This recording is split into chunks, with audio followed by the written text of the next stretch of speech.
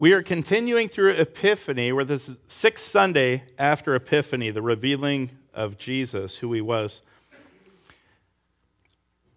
When I was a police officer, we were trained to distinguish between the letter of the law and the spirit of the law. So the letter of the law is you cannot drive over 55 miles an hour in a 55-mile-an-hour zone. Okay, if you are running away from a tidal wave, that's okay. A cop is not going to pull you over for going 75 through 55 because there's a big tidal wave. That's the spirit of the law. But then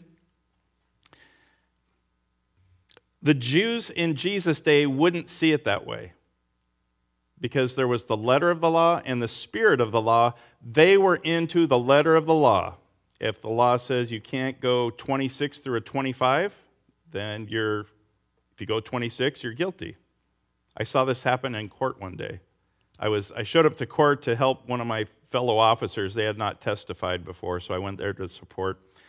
And the way it works in Idaho is you use the radar to confirm what you interpreted by your own sight. So if you see someone, if I think it's a 35-mile-an-hour zone and I think they're going at least 42, I use the radar to confirm it. It has to be within 5 miles an hour. So she saw this person going 33 in the 25-mile-an-hour zone, and the judge found out that, well, he wasn't. He was going like 26 or 27, outside of that 5 mile an hour. So he asked the person who sped, he goes, well, were you going 32 or 35 or whatever? And he goes, no, at the most I was going 26. And he goes, bam, I throw out the officer's testimony, I convict you by your own testimony. You're guilty of going 26 through the 25. So that's the letter of the law. The speed limits are there. That is the limit. It's not a suggestion. There's times, well, I'm not going to go any further about that. So it's important for us to know the letter of the law, the reason for the law, and the purpose of the law, especially when we get to our gospel reading today in Matthew 5. Jesus says, "Do not think that I have come to abolish the law or the prophets. I have not come to abolish them, but to fulfill them." What does this mean? This was probably more profound for a first century Jew than it is for us today. The Jews had a tendency to overthink the laws, and we cannot judge them for that because we do the same thing. We make up all kinds of little laws. Like at my last congregation, it was hot. It was like 250 degrees in the summer, and people would wear flip-flops to church. And there were people that said, you can't wear flip-flops to church. And they said, well, where's it in the Bible? Well, it isn't.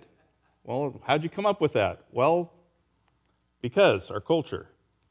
We make up little laws. We don't even think about it. We judge other people. Well, that guy's pants are sagging too low. Well, that guy's pants are too high. There aren't any rules that say anything about that. So we do this too. So to begin with, we need to know what God's law is. And in seminary, there was a book. It was called The Proper Distinction Between Law and Gospel by C.F.W. Walther. And it is the most boring book I have ever read in my life. And I fell asleep. I fell asleep more times to this book than I can remember. It was that. But it was probably one of the most important books in the formation of me as a pastor. In general, the law shows us the things that we are to do for God. The gospel shows us the things that God has done for us. The law, Exodus 20, verse 3, says, "You shall have no other gods before me." That's a law. These are things that we are to do. A gospel example is from St. Paul in Ephesians chapter 2.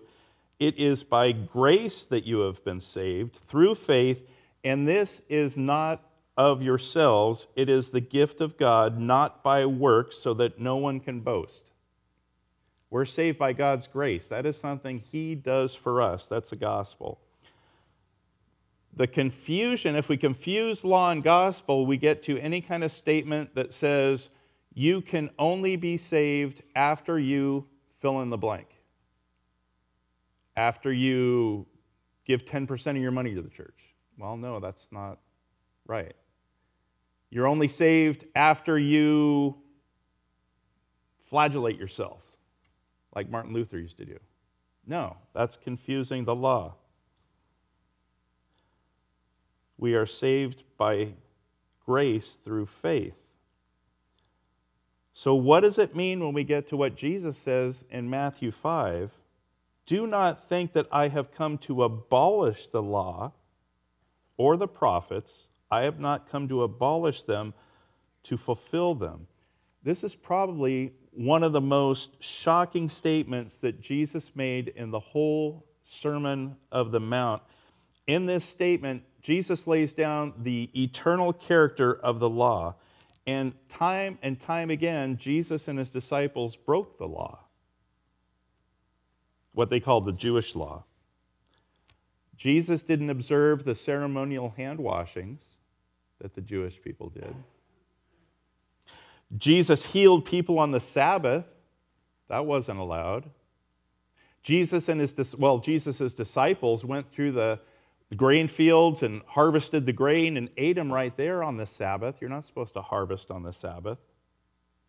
Jesus was condemned and crucified as a lawbreaker. Yet here, Jesus is speaking of the law with a reverence beyond any rabbi or Pharisee. So to think of what the Jews thought of the law, this is back in the first century, it goes way back a long time. They spoke of the law, the expression of the law, in 4 different ways. They used it to refer to the 10 Commandments. If they spoke of the law, it could refer to that. It could refer to the Pentateuch, the first 5 books of the Bibles, literally the 5 rolls. They used the phrase, the law and the prophets. Those 2 together meant what we would consider the whole Old Testament, the law and the prophets.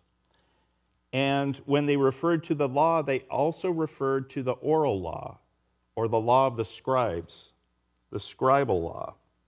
And at the time of Jesus, it was this last definition that was most common, that the law was the oral law, the scribal law. So what then was the scribal law? So in the Old Testament, we find a bunch of rules laid down and regulations. Some of them are broad principles that you have to apply, how they work to interpret it. For instance, I just picked one, Leviticus 19, verse 31. It says, "Do not turn to mediums or necromancers. Do not seek them out."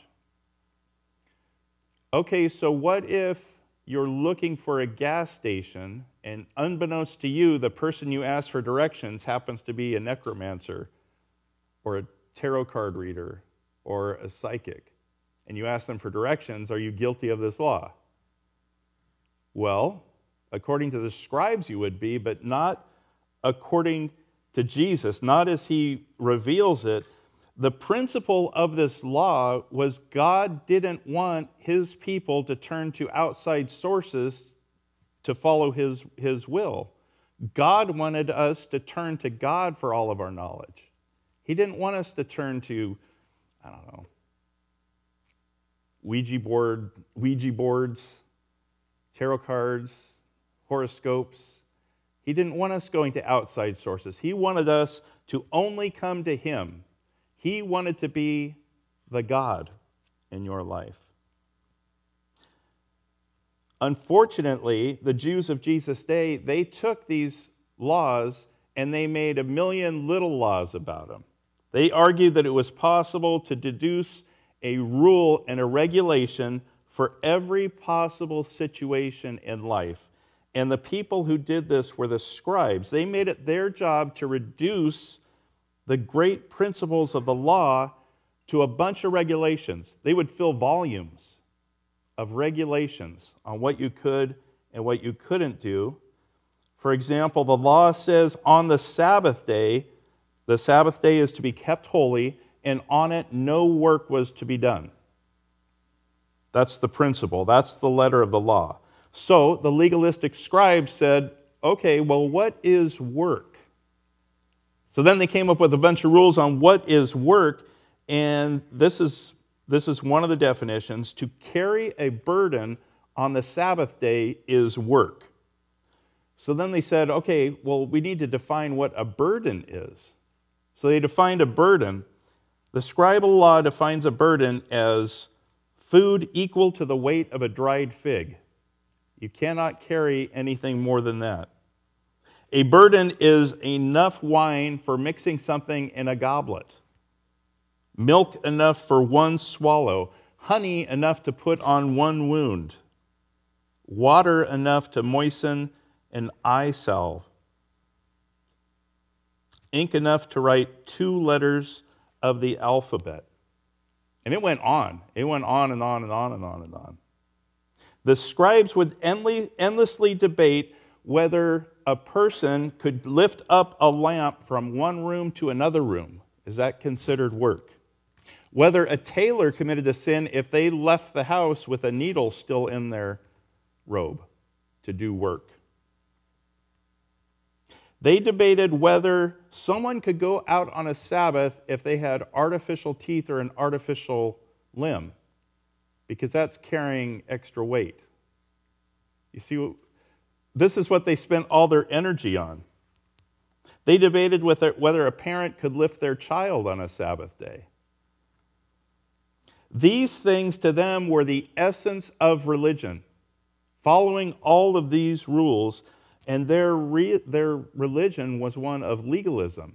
You have to follow all of these rules. They emphasized the letter of the law, their letter of the law. So they deducted that to write was to work on a Sabbath. So writing had to be defined. This is, I don't want to bore you with this, but I'm going to hit this one home. I'm going to nail this one home. The definition of writing is he who writes 2 letters of the alphabet with his right or with his left hand, whether one kind or 2 kinds, if they are written with different inks or in different languages, that person is guilty. Even if he should write 2 letters from forgetfulness, he is guilty. Whether he has written any of them with ink or with paint, red chalk, vitriol, or anything which makes a permanent mark. Also, he that writes on 2 walls that form an angle, or 2 tablets of his account book so that they can be read together, is guilty. But if anyone writes, I'm going to keep going. They kept going. But if anyone writes with dark fluid, with fruit juice, or in the dust of the road, or in sand, or in anything which does not make a permanent mark, he is not guilty. If he writes 1 letter on the ground and 1 on the wall of the house, or on 2 pages of a book so they cannot be read together, he is not guilty. This is the typical scribal law. This is what the scribes and the Pharisees demanded the Jews follow. To heal was to work on the Sabbath, so obviously to heal had to be defined. Healing was allowed when there was danger to life or if there was something that affected the ear, nose, or throat. But even then, steps could only be taken to keep the patient from getting worse. You could not do anything to make them better, which means if someone had a wound, you could put a bandage on it, but you could not put ointment on it. You just had to keep them in the status quo. So the scribes were the men who wrote down all of these rules. The Pharisees are the one that followed them and demanded everybody else follow them. To the strict Orthodox Jew in the time of Jesus, religion, serving God, was a matter of keeping these thousands and thousands of legalistic rules. This is who St. Matthew primarily wrote his gospel for. The Jews that had become so wrapped up in their lives following these rules and rules and rules and rules by their own definition of the law that they lost sight of why we should follow the law in the first place. So when Jesus revealed himself to us, he said that he had not come to destroy the law, but to fulfill the law, to explain the law, to reveal it, to tell us what it was all about. When we look at the Ten Commandments, this is the foundation of all of our law. We see that the whole meaning of the law can be summed up in just a word or two. Respect, reverence, love, reverence for God and for the name of God, reverence for God's day, respect for parents, love of life, respect for property, respect for yourself, that you don't let evil desires be your God. This is the spirit of the law behind the Ten Commandments. Proper reverence for God and love for others. On them, all law is based.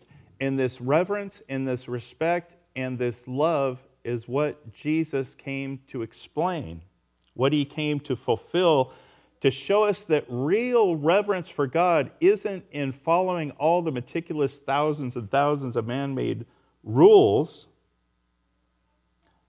but to build our lives around the commandment to love God and to love others.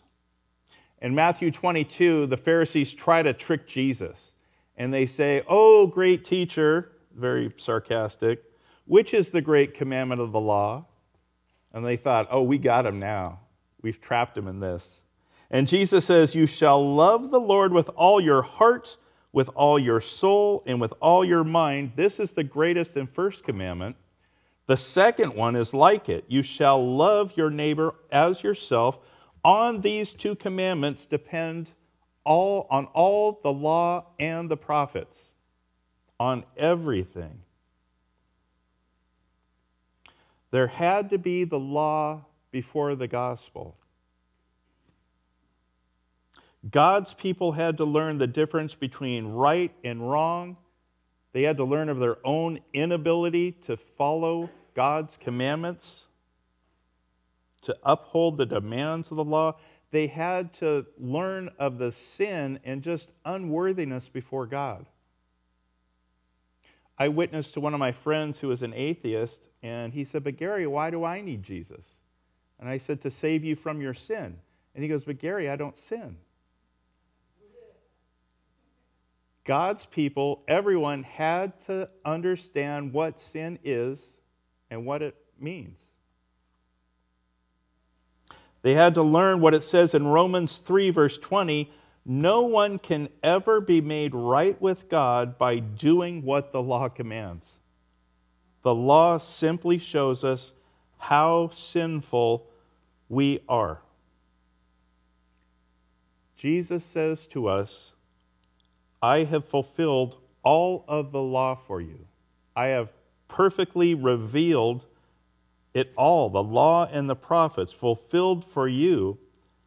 I did what you couldn't do for you." And Jesus says, "And you know about your sin? Yeah, I took care of that too. I took the punishment for that. I died in your place." And he says, so never give up. Stop worrying, because I didn't stay dead. And you know Satan, that evil guy? Yeah, I took care of him too. So don't be anxious. And then he says, "I have secured your place in heaven in my hand, and no one can grasp you out of my grip."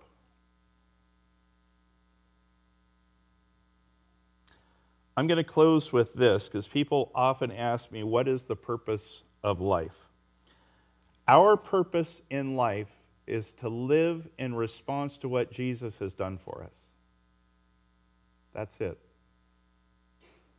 God has taken care of all the requirements, so we don't follow the Ten Commandments because we have to get to heaven, because if that were the case, we shouldn't even come here on Sundays, because there's no hope. We, in response to God saving us, in response to Jesus fulfilling the law and the prophets for us, our purpose is to live in response to what he has done. So, like last week, we talked about being a light into the world. So go out into the world and be a light. May all your actions make other people give all the glory to God. That is the purpose of life. Amen.